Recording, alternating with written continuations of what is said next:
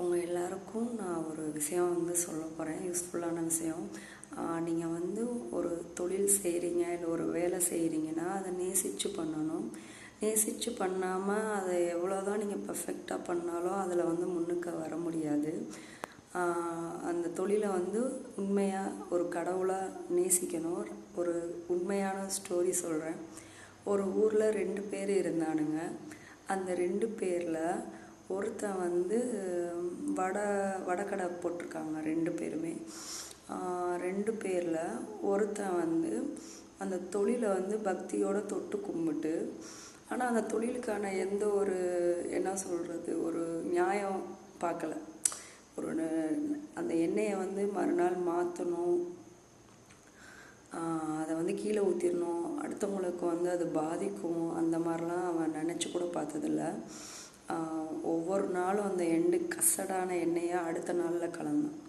இன்னொருத்தன் நல்லா தொழிலை நேசிக்கலை, ஆனால் அடுத்தவங்கள பாதிச்சிடக்கூடாதுன்னு சொல்லி புது எண்ணெயை வாங்கி ஊற்றி நல்லாவும் வடை போடுவான். இவன் தொழிலை நேசிக்காதவன். இவன் தொழிலை நேசிப்பான். வடை பார்த்திங்கன்னா இவனோட அளவுக்கு டேஸ்ட்டாக இருக்கவே இருக்காது.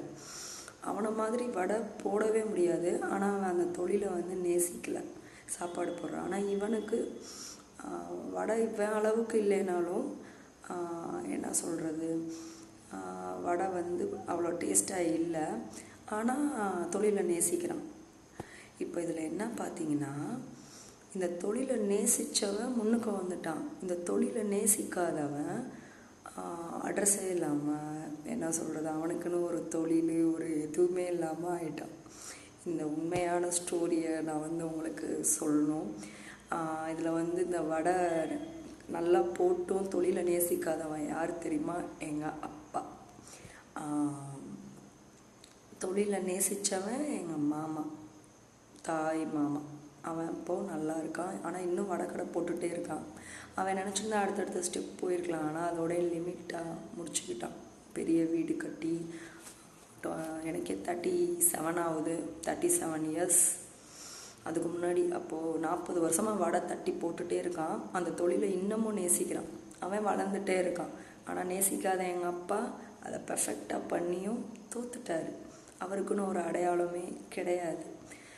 இதில் என்ன தெரியுதுன்னா, நம்ம செய்கிற தொழிலை நேசிக்கணும், அதை மதிக்கணும். அதுதான் சாப்பாடு போடுன்றத உணரணும். அப்படிப்பட்டவங்க மட்டும்தான் லைஃப்பில் முன்னுக்கு வந்திருக்காங்க. நீங்களும் யோசிச்சு பாருங்கள்.